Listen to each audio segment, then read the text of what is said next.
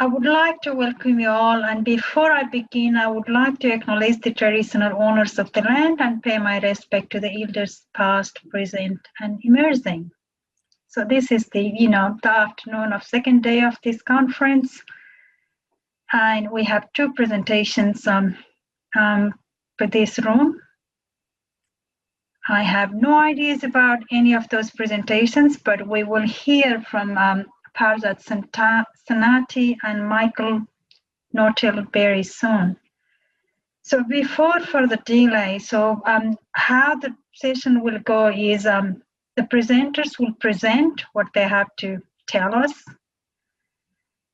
And after the presentations kind of complete, the room will be open for Q&A with the presenters. So you don't have to put your questions in the chat room. If you prefer to have, virtual interactions with our presenters, and my preferred ways is let's have that virtual one-on-one interactions with our presenters. So presentations will go for about 20-25 minutes, and then the presenters will open for questions. So with further delay, I introduce Farzad Sanati to present about adaptive teaching framework for computer programming educations. Okay, thank you very much for the opportunity, and good afternoon and good day to all of you attending this session. My presentation is about the evaluation of adaptive learning and the application of that teaching methodology in computer programming units. However, this is just an application to a computer programming unit. At the end of the presentation, I will mention that it is applicable to any other discipline. So be patient with me, and we'll see how we can apply it to every other unit or a unit of teaching and learning. Okay, so as usual of every presentation, I'll be looking at the motivations for this research. Just to mention that this is an ongoing research, and we haven't published we already have published one paper, but we haven't published the results of the ongoing research. We'll look at some observations, how we're looking at this, and then I will describe how we approach to this research and to this methodology. Then we'll see what we're expecting to get out of this, and finally I will look at wider applicability of this to other disciplines and other units of teaching. Okay, so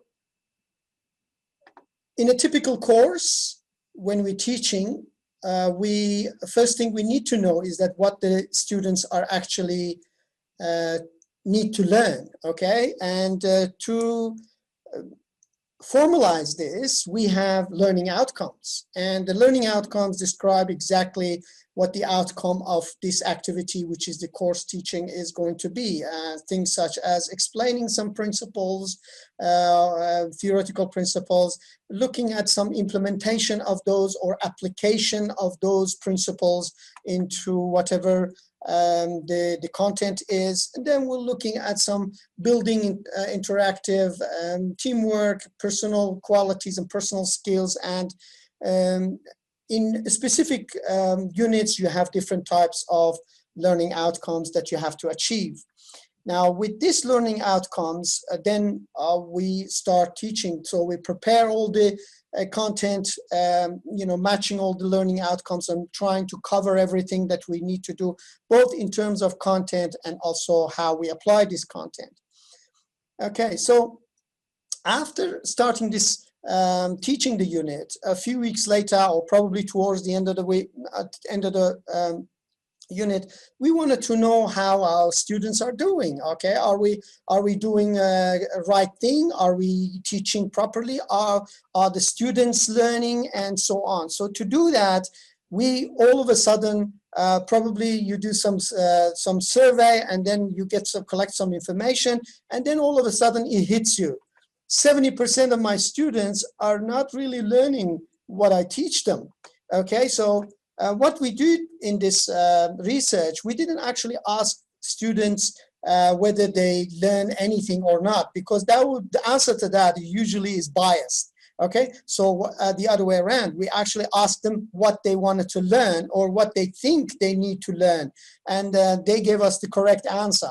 And then all of a sudden they realized that there are a lot of things that they are missing, and students are actually not learning the way they should be. They're asking questions that they shouldn't be. They're not asking the correct questions. Okay, so then we look at ourselves. Okay, so everything seems to be fine, but what went wrong, and what did we do wrong? And because every every teacher or every educator needs to know all the unique learning characteristics of his students. Okay, so which students are learning faster, which students are learning slower, and how we can actually adjust the pace of this course. And that is a big dilemma, because if you slow down the pace, then you have fast learning and smarter, I should say, or faster learning students that will be bored. And if you go faster, then you have slower learners that they're not really looking at, learning properly. Then when we look at the results of these questions or the surveys we did with the students, we come up with very shocking information. And then it realized that like 70% of the people actually not learning 20% of the concepts and the content of that we're trying to teach them, and so on. 50% are not learning 35%, and 20% or one out of five people are not learning even half the stuff that we're teaching them. Okay, these results may vary from different units to different units and different terms and so on. However, there are other surveys on the internet surveys that they are confirming more or less the same results. So when you're looking at this, you're saying, okay, what is the question? The question is, doesn't everything we wanted to teach doesn't really deserve to be learned? Or aren't we trying to teach everything, and aren't we expecting students to learn everything we're trying to teach them? Okay, so that the learning outcomes should be comprehensively understood with minor change. I mean, we give them a little bit of variation with minor variations. Okay, so then we say, okay, so it seems that students are not getting the desired results from this kind of teaching. And then we ask, okay, so what should actually happen? Okay, now we looked at some literature. There was some solutions, many solutions we looked at. One of them was like agile teaching frameworks, where is based on agile project management concept. And that says, okay, so you are applying a short or smaller chunk of information, and then trying to do it in this little sprint and then get the evaluation within that sprint. There wasn't much about this kind of methodology in the internet, but it's usually based on agile group dynamics and knowledge sharing between the groups in the agile. So we took the grouping out of this kind of, so we realized that this is, in terms of grouping, they are doing the correct thing or the right thing in grouping students into certain groups and then trying to apply the content or apply the teaching based on different groups with different paces. So that was a good, point for us, and we looked at those points. Then the second set of literature we looked at some other solutions that they were more based on engineering concept of feedback and evaluation, re-evaluation, which was the basis of this method that we are going to talk about, which is the adaptive teaching. In this one, we had more publications. We looked at more than 10 publications in this methodology, and it's based on how we can get feedback as frequently as possible from the students, and then feed this feedback into a more reevaluate the way we teach, the pace, the content, the exercises, and everything else that goes into the learning process. Then finally, we looked at the actual what we actually find really useful, and that is adaptive teaching system or education system. We found hundreds of publications on this, which it seems to be a very settled and established theory and model for teaching. It is based on appropriate instructional adjustments. So how we adjust the instructions, not the contents, not the contents of which we teach, but how we apply these contents in terms of instructions given to the students, and then apply the appropriate instructions adjustments based on monitoring the students, and not the monitoring the students themselves, but actually their learning characteristics. Okay, so how they learn, what is the pace, and what subjects takes longer to learn, what subjects needs more or less exercises and study. So finally, we come up with the research question, and we say, okay, many students, they pass some, we know that as a fact, they pass units without learning, a chunk of the learning outcomes or the material that is supposed to be teaching over there. And the question is, can this improve? Can this be improved? Can we make how much we can go further in making sure as many as possible is actually covered in terms of learning outcomes, and how we can actually improve the monitoring of students' learning characteristics and adjusting the instruction appropriate to the individual students' characteristics in terms of learning characteristics. Okay, so to do this, to answer this question, we needed to figure three important things out.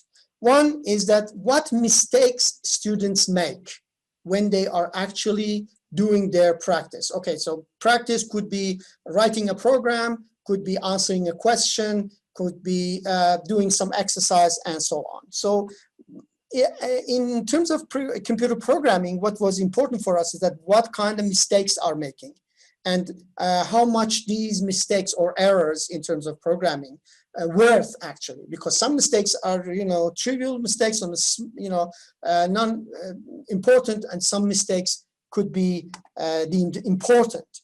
The other thing we needed to know is that how much we know about the exercises we give to the students, or the questions to teach them, help them teach in our tutorials, in our lab tutorials, and so on, and then how much these actually worth. So we are trying to quantify the error, the mistakes of the students, and also to quantify the value of an exercise that the student actually does. And then the last and most important thing is that how we measure the correlation between the two, how we measure an error made in an exercise. Now, if we could cover these three things, and if we could discover these three important things, then we probably have something. Okay, so now we're approaching to computer programming errors. Okay, so we're looking at collecting some data. Okay, so we collected a lot of data, survey data, institutional data, everything from CQU, outside CQU, and so on. We need to build our error library, a library sometimes depending on the IDEs you use, IDEs that, it's a development environment, programming development environment. They actually provide you with information about the errors and the type of errors that the students have actually made. So an error library we're talking about is a collection of programming errors, such as syntax error, about the language, a logical error in terms of the business logic that they are trying to apply, and also structural. So the structure of the program they're trying to write also could be incorrect, and that's also important. Now, in terms of syntax errors and structural errors, mostly those development environments, the tools, give us that information. You know, the linters, syntax checking, compilers, and all that. So we get some information from that, and we capture all those errors from the environment. So severity 1, severity 2, all sorts of diffs. There are logical errors that it depends on what the program is supposed to perform, that could be captured by the instructor. Okay, so we need to develop tools in order to help instructors in order to capture this kind of logical errors, which is not captured by the IDE. And then if we put them together, then we can actually quantify the error. Okay, so what kind of error is made, how often it's made, in what context is made, and all these information goes into quantifying an error. So giving an error value, a value to evaluate. Okay, so this is how we do that. In terms of exercises, we need to build the knowledge about our exercises. So in terms of knowledge, we look at two important things that is mostly we derive from the Bloom's taxonomy. And then we're looking at two important aspects of any exercise, which is its complexity and its difficulty. So we try to use these two concepts in order to also quantify our exercises that we are giving in our labs and tutorials to the students.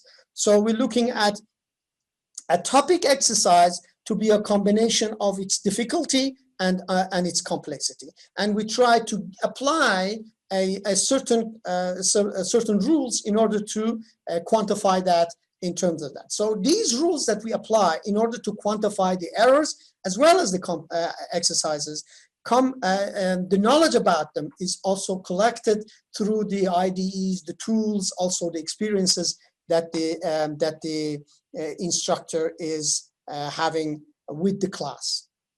Now, with these two put together, now we can arrive on the third element, which is the measurement. As an engineering or as an educator, we need to be able to measure. So now we have our error quantified, and we apply that as a y, which is a vertical axis. And then we have our exercises, and we apply that, we call that an x. And then finally, we have our measurement. So we can actually quantify the position of every student after performing an exercise. Okay, so when we give an exercise to a bunch of students, then we can actually plot them based on what errors and what kind of errors they make in performing a certain exercise. Okay, so now we can actually measure exactly where every student is standing or plotted in this chart. Okay, so now how does that helpful? Okay, so what we can do with this information. All right, now this is where the adaptive model comes in. This is not our invention. This is established method. It's an adaptive. It's based on a feedback, and it's based on evaluating the ability, learning ability of the students. Now, we want to use this information, the measurement, the error, the exercise, in order to figure that out. So to do that, we come up with a process in order to perform this. Now, first, at the beginning we start from the beginning of the term. Okay, so we give an initial exercise to all the students, everybody in the class. And then after doing the exercise, we use our information, like the measurement information, and also the unit of measurement that we come up with, in order to classify them into clusters. Okay, so we use data mining techniques in order to actually create clusters within the same class. So one class, they did same exercise, but students performed differently. By performing differently, we plot them onto a chart, and then we use data mining techniques, which is the simple, we use, in this case, we use k-means technique in order to actually create clusters of students. In here, you can see we applied one exercise to a class, and then we created 3 groups out of these students based on how they perform, based on the measurement that we put in there. So we have X and Y's that determines the position of every student on the plot. After this, we give them another exercise, but we give different exercise to different clusters.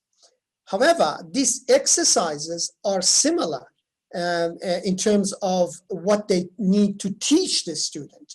However, they are different in terms of complexity and difficulty. So they're teaching the same thing in different measurement of complexity and difficulty. So by doing so, we are making sure that everybody is learning the same concept in their own pace, using their own learning skills and capabilities. Okay, so we are dividing our students into different clusters based on their learning skills and learning capabilities characteristics. Okay, so the data mining technique will cluster them based on this measurement. Now we give them recommended. So we have we use artificial intelligence. Any normal techniques will do. We're not inventing any new normal techniques. A neural network can actually recommend the next exercise.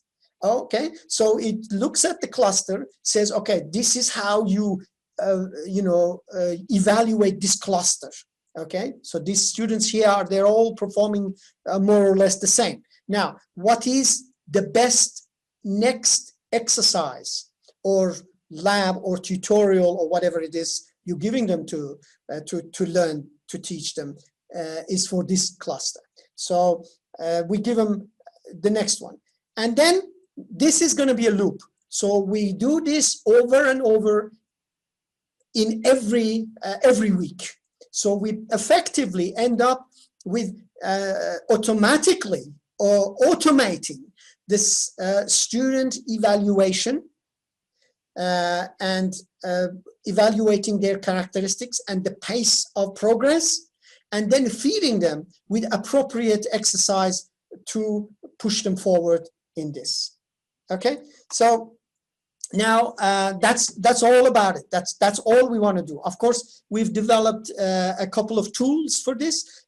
We have Moodle module. We've developed a Moodle module. We are in testing that Moodle module. We've developed IDE, which is a integrated software development environment, a plugin to actually help our instructors collect logical errors from computer programming exercises and feed all these into a central repository, and we use this central repository in order to do the evaluation. However, this method can be applied to many other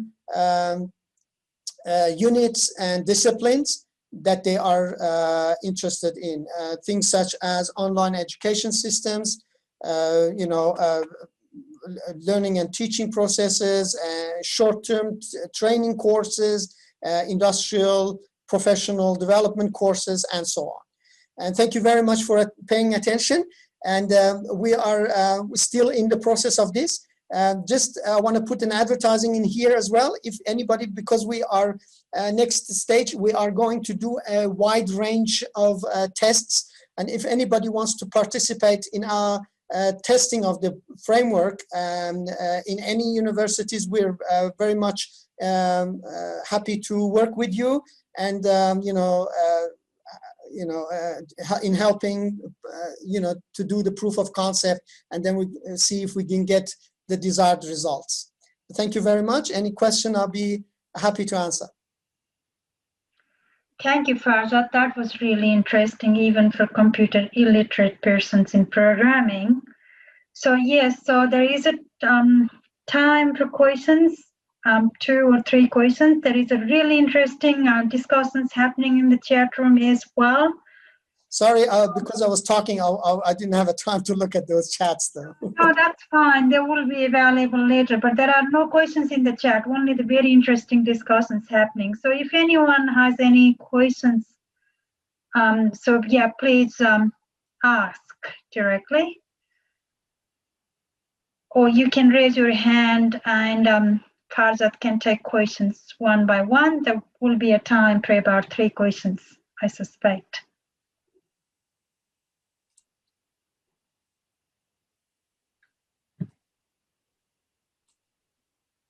No questions or comments? And I think with your call or invitations for others to participate in the next round of testing of the framework, I think Farzad, it would help if you want to share your contact details. I will definitely, I'll just put it in the chat. Yeah. My email.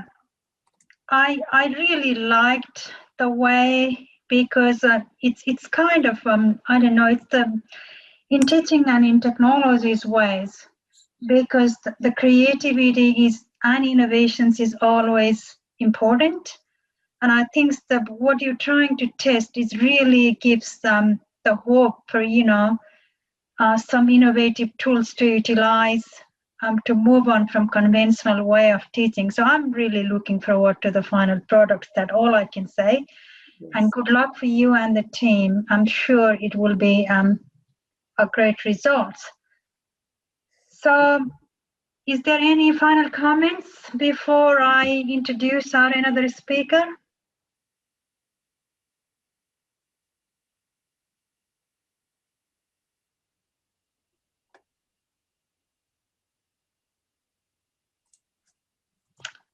Then thank you, Farzad, for taking your time and presenting and sharing these interesting tools with us.